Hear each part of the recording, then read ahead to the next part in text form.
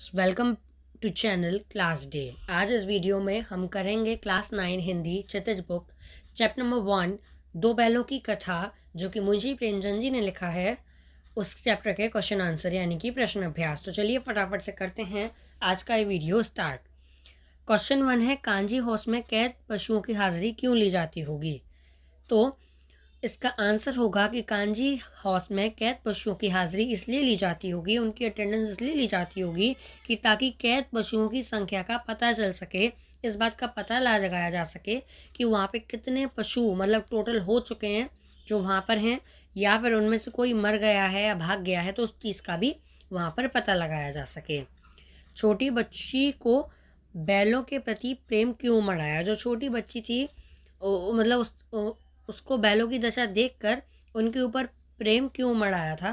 तो उसका correct answer है, छोटी बच्ची की माँ मर चुकी थी, वह माँ से बिछोड़ने का दर्द जानती थी, इसलिए जब हीरा मोती की व्यथा उसने देखी तो उसके मन में उनके प्रति प्रेम उमड़ आया। उसको लगा कि ये भी उसी की तरह अभागे हैं, अपने मालिक से दूर हैं। क्वेश्चन 3, कहानी में बैलों के माध्यम से कौन कौन से नीति विषयक मूल्य उभर कर आए हैं? यानी कि इस कहानी को पढ़कर कौन कौन से मोरल वैल्यूज़ हमें मिलते हैं? तो इसका आंसर है, इस कहानी के माध्यम से निम्नलिखित नीति विषयक मूल्य उभर कर सामने आए हैं। फर्स्ट है, विपत्ति के समय हमेशा मित्र की सहायता करनी चाहिए, जो कि हीरा मोती की दोस्ती को देखकर पता चलती है। आज़ादी के लिए हमेशा सजग और संघर्षशील रहना चाहिए। जो हीरा मोती थे वो भी कैद हो गए थे, लेकिन उनकी तमाम कोशिशों के बाद में उन्हें आज़ादी मिलती है, और वो कोशिश इसलिए करते हैं क्योंकि वो सजग होते हैं, उन्हें अपनी आज़ादी का महत्व पता होता है। अपने समुदाय के लिए अपने हितों का त्याग करने के लिए तैयार रहना चाहिए। ये भी हीरा मोती ने कांजी हाउस में किया था। उन्होंने खुद को कष्ट दिया था, खुद संघर्ष कर रहे थे ताकि बाकी सभी जानवर कांजी हाउस से आज़ाद हो जाएं। आज़ादी बहुत बड़ा मूल्य है, इसे पाने के लिए मनुष्य को बड़े से बड़ा कष्ट उठाने के लिए तैयार रहना चाहिए। क्वेश्चन 4 है, प्रस्तुत कहानी में प्रेमचंद ने गधे के किन स्वभावगत विशेषताओं के आधार पर उसके प्रति रूढ़ अर्थ मूर्ख का प्रयोग न कर किसी नए अर्थ की ओर संकेत किया है? तो इसका करेक्ट आंसर है, प्रेमचंद ने गधे की सहनशीलता, सीधेपन, क्रोध ना करने, हानि लाभ सुख दुख में समान रहने वाले आदि गुणों के आधार पर उसे बेवकूफ़ के स्थान पर संत का स्वभाव का प्राणी करार दिया है। क्योंकि ये गधे में सहनशीलता, सीधेपन, क्रोध ना करना, ये सारी वैल्यूज़ होती हैं जो कि किसी बेवकूफ़ की नहीं, ये किसी संत स्वभाव वाले व्यक्ति की होती हैं, किसी संत स्वभाव वाले प्राणी की होती हैं। इसीलिए उन्होंने उसके बहुत अधिक सीधेपन के कारण उसे बेवकूफ़ी का या उसे गधे कहने का पात्र नहीं समझा है। क्वेश्चन 5 है, किन घटनाओं से पता चलता है कि हीरा मोती में गहरी दोस्ती थी? तो इसका जो करेक्ट आंसर होगा वो होगा, हीरा मोती दोनों बैलों में गहरी दोस्ती थी। कहानी के कुछ प्रसंग हैं जिनके माध्यम से हम कह सकते हैं कि उनकी जो घनिष्ठ मित्रता है वो साफ साफ दिखाई पड़ती है। दोनों एक दूसरे को चाटकर व सूंघकर अपना प्रेम प्रकट करते थे। जब ये दोनों बैल हल या गाड़ी में जोत दिए जाते थे तो दोनों ज़्यादा से ज़्यादा वो स्वयं पर उठाने की कोशिश किया करते थे कि उनके दोस्त पर ज़्यादा वज़न या ज़्यादा बोझ ना आए। नाद में खाली भूसा पड़ जाने पर दोनों साथ ही नाद में मुंह डालते थे, साथ ही बैठते थे, और एक के मुंह हटा लेने के बाद दूसरा भी मुंह हटा लेता था। जब कुछ लोगों ने खेत से पकड़ कर ले जाने लगे तो जब उन्हें खेत से पकड़ कर ले जाया जा रहा था तो उन्हें घेर लिया गया। तब हीरा तो निकल गया, लेकिन मोती को बंधक बना लिया गया, इसीलिए वो स्वयं भी लौट आया।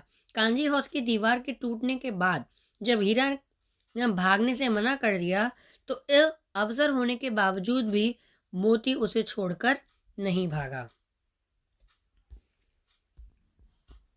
क्वेश्चन 6 है, लेकिन औरत जात पर सींग चलाना मना है, यह भूल जाते हो। हीरा के इस कथन के माध्यम से स्त्री के प्रति प्रेमचंद के दृष्टिकोण को स्पष्ट कीजिए। तो हीरा के इस कथन से यह क्या होता है कि समाज में स्त्रियों के साथ दुर्व्यवहार किया जाता है। उन्हें शारीरिक यातनाएं दी जाती हैं। इसलिए समाज में ये नियम बन जाते हैं कि पुरुष समाज शारीरिक दंड ना दे। हीरा और मोती भले इंसान के प्रतीक हैं, इसलिए उनके कथन सभ्य समाज पर लागू होते हैं। असभ्य समाज में स्त्रियों की प्रताड़ना होती रहती है, यानी कि उनका शोषण किया जाता है, उन्हें मानसिक तौर पर और शारीरिक तौर पर यातनाएं दी जाती हैं एक असभ्य समाज में।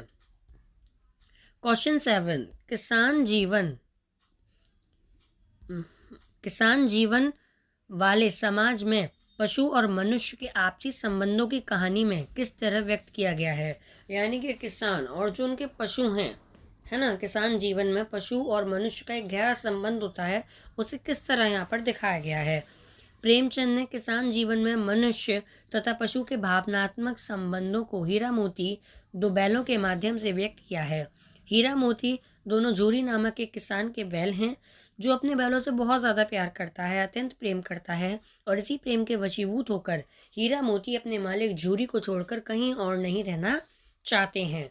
इससे स्पष्ट होता है कि पशु भी स्नेह का भूखा होता है, प्रेम पाने पर भावी प्रेम व्यक्त करता है, और क्रोध तथा अपमान पाकर वे भी असंतोष व्यक्त करते हैं। क्वेश्चन 8, इतना तो हो ही गया कि 9-10 प्राणियों की जान बच गई, वे सब तो आशीर्वाद देंगे। मोती के इस कथन के आलोक में उसकी विशेषताएं बताइए।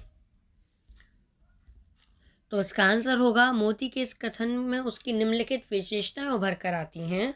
वह आशावादी है, मतलब वो कभी भी मतलब होप नहीं खोता है, उसके मन में हमेशा एक होप जगी रहती है, क्योंकि उसे यह विश्वास है कि वह इस कैद से मुक्त हो सकता है। वह स्वार्थी नहीं है, यानी वो सेल्फिश नहीं है, अपने बारे में ही नहीं सोचता, वो दूसरों के बारे में भी सोचता है। तो यही बात यहाँ पर लिखी हुई है। क्वेश्चन 9 है, आशय स्पष्ट करना है। अवश्य ही उनमें कोई ऐसी गुप्त शक्ति थी जिससे जीवों में श्रेष्ठता का दावा करने वाला मनुष्य वंचित है। तो हमें इस लाइन का जो आशय है वो हमें क्लियरली बताना है। तो जो पहला वाला है उसका आंसर होगा, हीरा मोती बिना कोई वचन कहे एक दूसरे की मन की बात को समझ जाते थे, है ना, बिना कोई इशारों में ही मतलब वो बात कर लिया करते थे, समझ जाते थे कि आपस में वो क्या करना चाह रहे हैं। प्राय वे एक दूसरे के स्नेह की बातें सोचते थे, लेकिन ये ऐसी क्वालिटीज़ जो मनुष्य में नहीं है, आजकल के टाइम पे बिल्कुल नहीं है, जो कि उन्हें मतलब उन जानवरों से, उन पशुओं से श्रेष्ठ नहीं बनाता है ना। एक तरह से कहने की बात यह है कि जो हीरा मोती हैं उनमें ये शक्ति है, वो आपस में ही इशारों में सारी बातें कर लेते हैं, एक दूसरे के बारे में स्नेह की बातें सोचते हैं, लेकिन मनुष्य ऐसा बिल्कुल भी नहीं है, उनमें ऐसी शक्ति है ही नहीं, है ना। वो दूसरों के बारे में सोचते भी तो हैं, आजकल बुरा भला ज़्यादा सोचते हैं। सेकंड वाला जो पार्ट है, उस एक रोटी से उनकी भूख तो क्या शांत होती, पर दोनों के हृदय को मानो भोजन मिल गया हो। तो हीरा मोती गया के घर बंधे हुए थे, गया ने उनके साथ अपमानपूर्ण व्यवहार किया, इसलिए वे शुद्ध थे। परंतु तभी एक नन्ही लड़की ने आकर उन्हें एक रोटी ला दी। उन रोटी से उनका पेट तो नहीं भर सकता था, जाहिर सी बात है, बड़े बैल हैं, दिन भर काम करते थे, तो एक रोटी से उनका कुछ नहीं हो सकता था। लेकिन उस नन्ही बच्ची की दया को देखकर, है ना, उसके स्वभाव को देखकर उनके हृदय को ज़रूर तृप्ति मिल गई, क्योंकि उन्होंने यही सोचा कि इस घर में भी एक ऐसी लड़की है जो दूसरों का ख्याल करती है। उन्होंने बालिका के प्रेम का अनुभव कर लिया और प्रसन्न हो उठे। लास्ट क्वेश्चन, गया ने हीरा मोती को दोनों बार सूखा भूसा खाने के लिए दिया।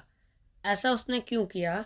क्योंकि वो पराये बैलों पर अधिक खर्च नहीं करना चाहते थे। गरीबी के कारण खली और आदि खरीदना उनके बस की बात नहीं थी। वह हीरा मोती के व्यवहार से दुखी था। उसने खली आदि सामग्री की जानकारी नहीं थी।